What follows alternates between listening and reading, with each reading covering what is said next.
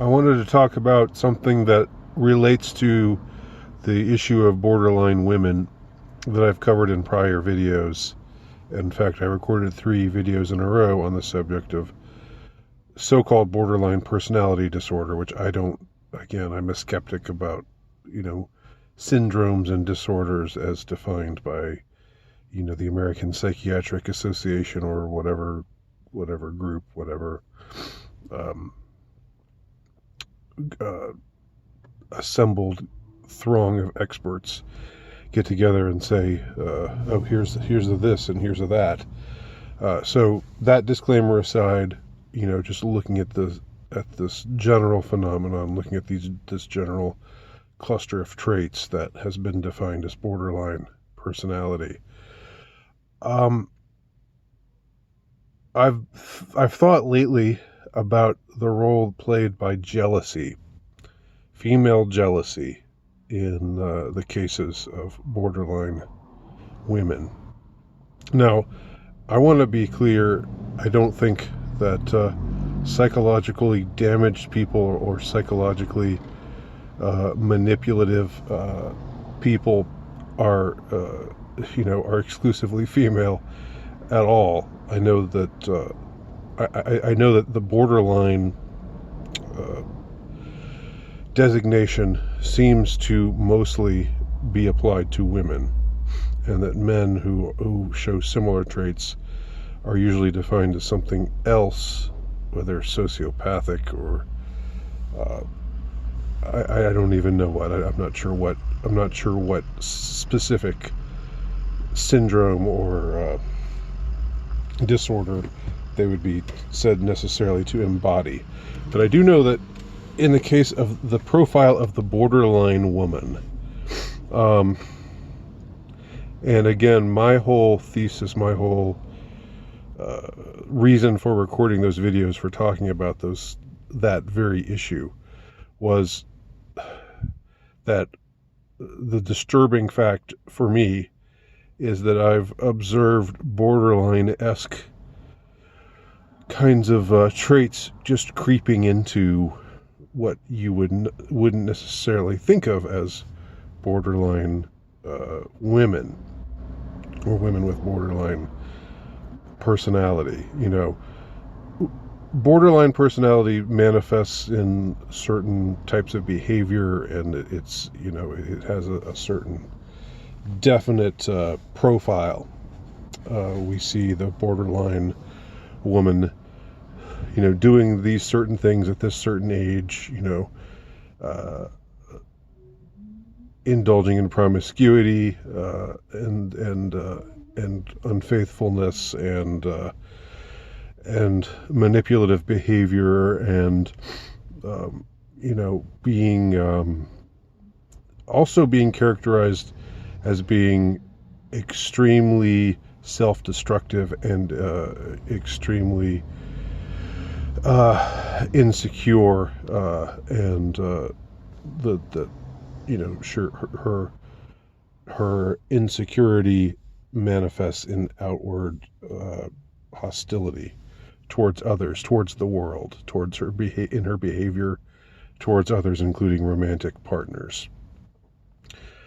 But what I see and what disturbs me is that these kinds of traits seem to have, in some degree, and again, this is just anecdotal on my part, although others might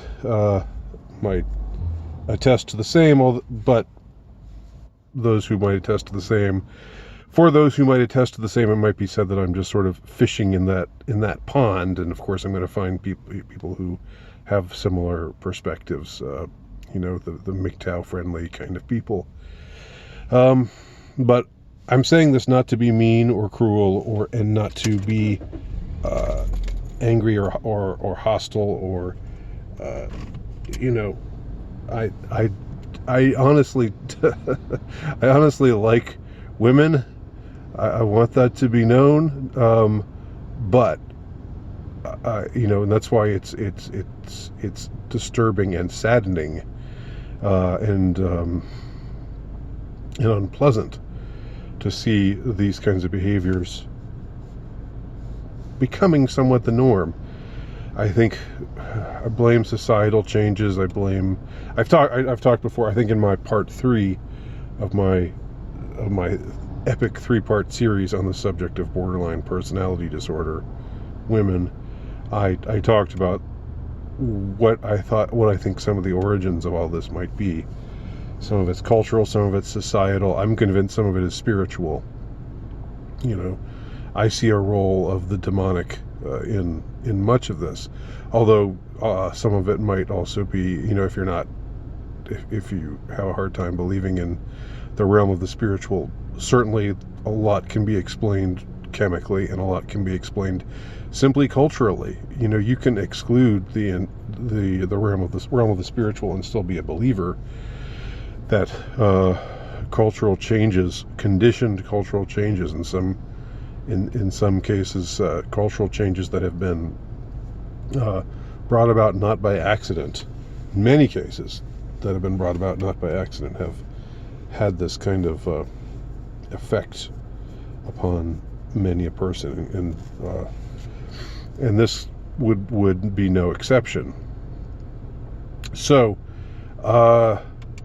jealousy. I don't know, I don't want to say, hey fellas, you hear me, right? This is not a shout out, but I do think I've experienced and I've observed certain aspects of female jealousy. And again, a disclaimer, female jealousy, the kind of female jealousy that I'm talking about here is not anytime suspicion of infidelity. Anytime anyone has a suspicion of infidelity on the part of their wife or husband or girlfriend or boyfriend. Infidelity is a plague in and of itself, and it certainly is real, and it certainly is something that many have indulged in. What percentage of people who are sworn and committed to one another have cheated on their spouses / partners, although I hate that word partner, but I'll just use it here. What percentage is that? I don't know. How can we ever know what that percentage is? A lot of people lie about it. So whatever percentage you have of people who have admitted to it, it's got to be larger than that. So I think that if a woman suspects her man is unfaithful, then she, and she has reasons to suspect it, then that is not a case of what I'm speaking of here. That is not an issue of this kind of psychosis of jealousy that I see manifested in many cases on the part of particularly of women. Now, men can get jealous. Men can get possessive. There's a certain type of psychotically controlling, sociopathically controlling, abusive man that might, just if he ever sees his woman talking to or laughing with another man, might just fly off the handle. I know men like that do exist, but it seems to me that this kind of psychotic jealousy is much more common, at least these days, among women. And I'm trying not to get personal about anything here. I'm trying to just, although my own personal experiences do necessarily inform what I'm talking about. So I'm going to leave, I'm sure people will wonder how much of this is me talking about my own experiences and how much of it is me talking about my observation of other men's experiences with this type of problem.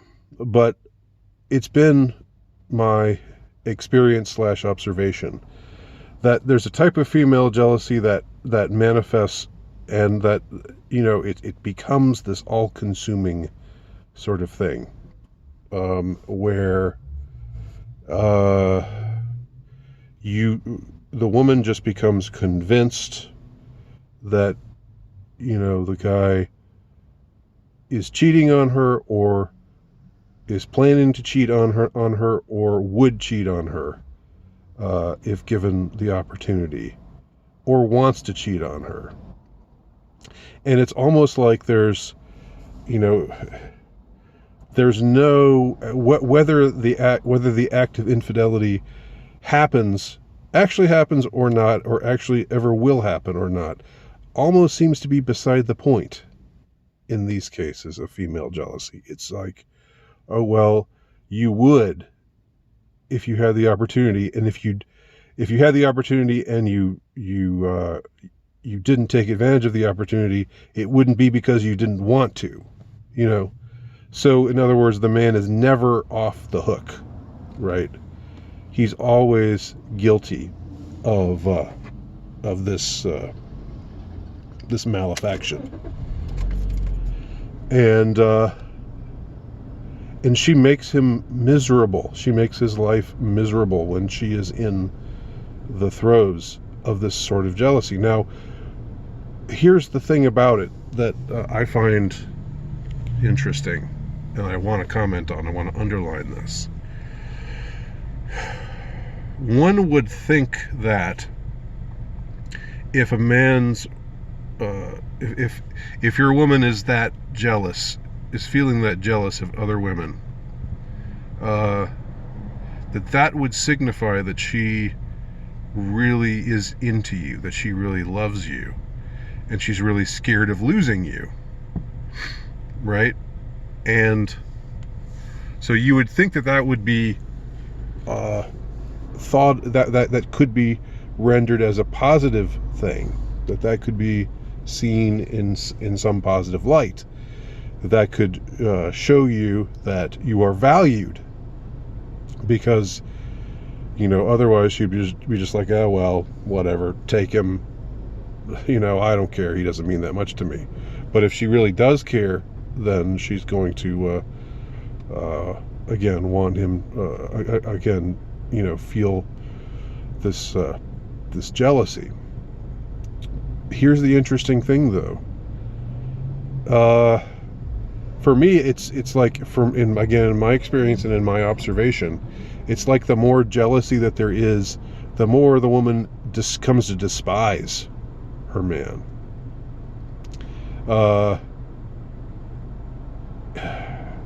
And it just doesn't make sense. It's paradoxical, because she despises him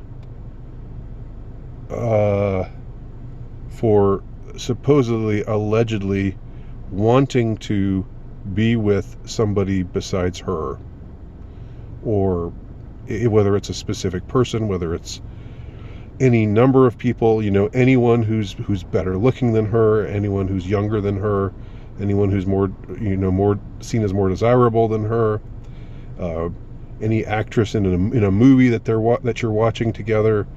It can just go to absurd lengths, and the degree to which men are, it's almost like there's been this folk wisdom that men are supposed to lie. Like if your woman asks you, is she prettier than me? You're just supposed to say, oh, no, nobody's prettier than you, right? I mean, you're the only one for me. I just don't even look at other women that way, because you are enough for me. Whatever. You're supposed to say things like that. You're not allowed to say the truth, which is, yeah, okay, technically speaking, she's prettier than you, just like the actor in that movie is a lot better looking than me, but I'm committed to you, and I'm happy to be committed to you. That's not good enough. Saying that is not good enough. when you're talking about somebody, a woman who is this a borderline case who is this psychotically jealous. Nothing is good enough. The truth is, you certainly don't want to tell the truth. If you lie, that just sounds totally lame, because it's obvious that you're lying. Your only way out as the man is to say something like, to try to change the subject. And again, all of this, is fodder for comedy, and I get what's funny about it, but at the same time, it really corrodes. It really has a corrosive effect. It really is abusive in a way. Because this is how you torture and torment somebody who loves you, who is dedicated to you, who's devoted to you. This is how you nevertheless make him feel worthless, make him feel awful. Is by continuing in this vein. So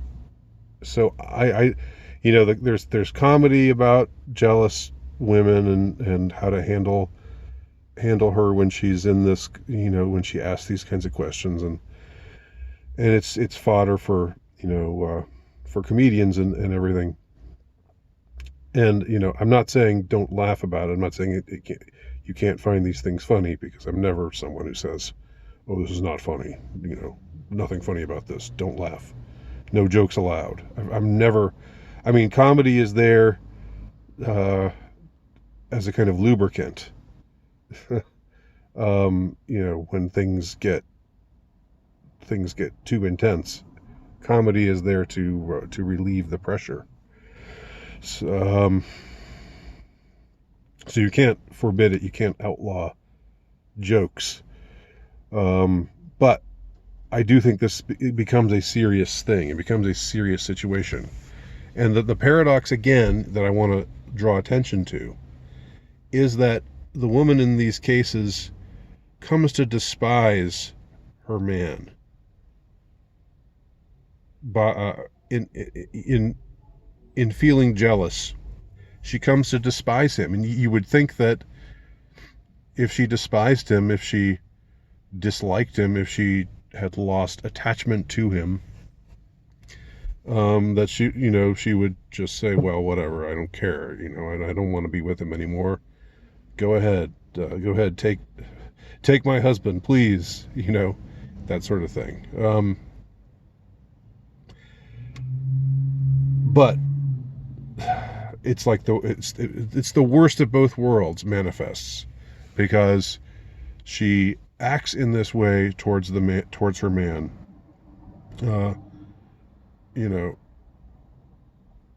as she has this kind of intensity of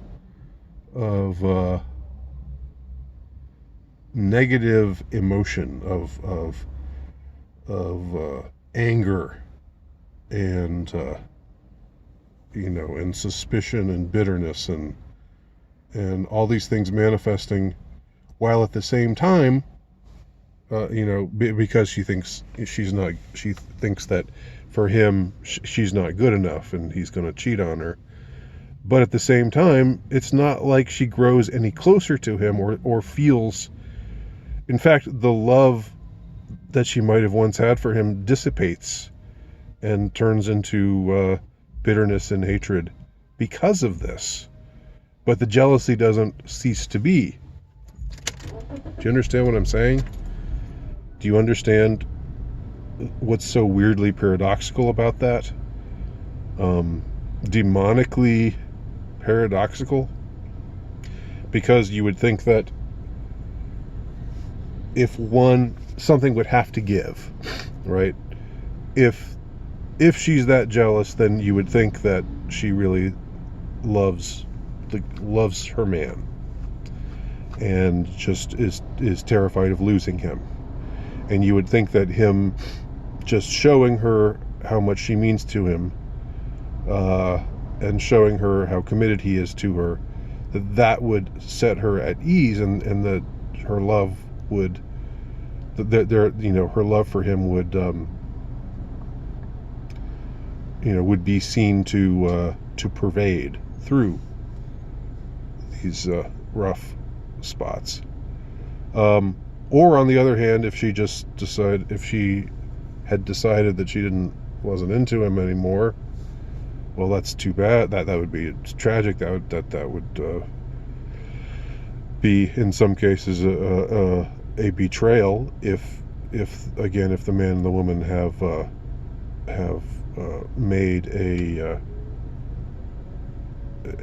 made vows to one another, then just losing attachments and not caring about losing attachments, that in itself is a betrayal in itself.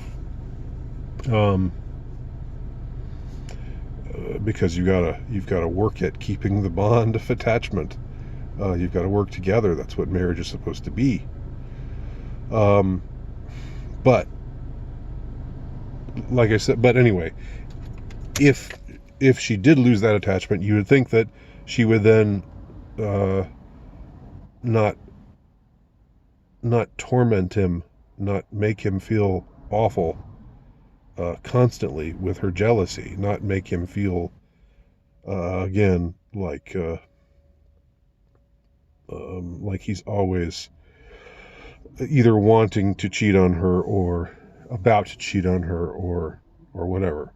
You'd think that it would give one way or the other, but somehow the dynamic of this kind of jealousy that springs out of this kind of borderline personality, which again, the problem is that this kind of borderline personality seems to be more common than perhaps it used to be. Then all kinds of, every kind of bad feeling from every angle is just rains down on the man in this kind of situation. The man who is faithful. I'm not saying if a guy is unfaithful to her, then he deserves to be made to feel guilty for that. But I'm again, like the other day when I was talking about how to behave if the cops are trying to get you to confess. I was only talking to people who were innocent, not people who were guilty. Here I'm talking about men who are innocent of infidelity, but still get punished and tormented and tortured by their wives or by the women in their lives who are supposed to be committed to them. Then this is the weird way that it manifests, well, I think I've made my point about that. Let me know what you think. A lot of heavy stuff here, I know, but this is unfortunately where we're at right now, this is where we are as a culture, and this is part of why everything is rotten. Not everything, and I shouldn't say everything. This is why so much is rotten in the relationships between the sexes and so forth. So leave your comment below if you like. My name is Andy Nowicki. You can check out my work at altrightnovelist.com.